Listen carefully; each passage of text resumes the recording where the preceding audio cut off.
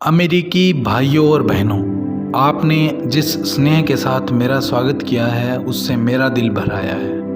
मैं दुनिया की सबसे पुरानी संत परंपरा और सभी धर्मों की जननी की तरफ से धन्यवाद देता हूँ। सभी जातियों और संप्रदायों के लाखों करोड़ों हिंदुओं की तरफ से आभार व्यक्त करता हूँ। मैं इस मंच पर बोलने वाले कुछ वक्ताओं का भी धन्यवाद करना चाहता हूँ जिन्होंने ये जाहिर किया कि दुनिया में सहिष्णुता का विचार पूर्व देशों से फैला है।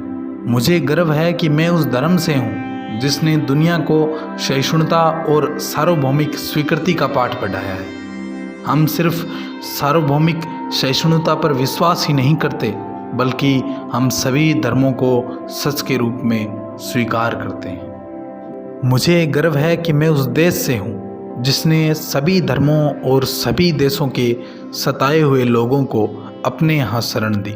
मुझे गर्व है कि हमने अपने दिल में इज़राइल की वो पवित्र यादें संजो रखी हैं जिनमें उनके धर्मस्थलों को रोमन हमलावरों ने तहस नहस कर दिया था और उन्होंने दक्षिण भारत में शरण ली। मुझे गर्व है कि मैं उस धर्म से हूँ जिसने पारसी धर्म के लोगों को अपने यहाँ शरण दी और लगातार अब भी उनकी मदद कर रहा है। मैं इस मौके पर वो श्लोक सुनाना चाहता हूँ जो मैंने बचपन से याद किया और जिसे करोड़ों लोग दोहराते हैं। जिस तरह अलग अलग जगहों से निकली नदियाँ अलग अलग रास्तों से होकर आखिरकार समुद्र में मिल जाती है, ठीक उसी प्रकार मनुष्य अपनी इच्छाओं से अलग अलग रास्ते चुनता है।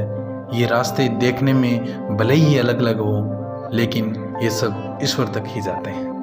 मौजूदा सम्मेलन, जो कि आज तक की सबसे पवित्र सभाओं में से है, वह अपने आप में गीता में कहे गए इस उपदेश का प्रमाण है। जो भी मुझ तक आता है, चाहे कैसा भी हो, मैं उस तक पहुंचता हूं। लोग अलग अलग रास्ते चुनते हैं, परेशानियां झेलते हैं, लेकिन आखिरकार मुझ तक पहुंचते हैं।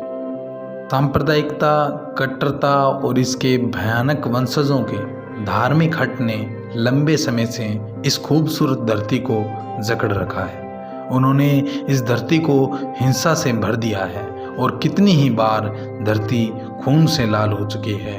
ना जाने कितनी सभ्यताएं तबाह हुई हैं और कितने देश मिटा दिए गए हैं। यदि ये खौफनाक राक्षस नहीं होते तो मानव समाज कहीं ज़्यादा बेहतर होता जितना कि अभी है, लेकिन उनका वक्त अब पूरा हो चुका है। मुझे उम्मीद है कि इस सम्मेलन का बिगुल सभी तरह की कट्टरता, हठधर्मिता और दुखों का विनाश करने वाला होगा, चाहे वह तलवार से हो या फिर कलम से।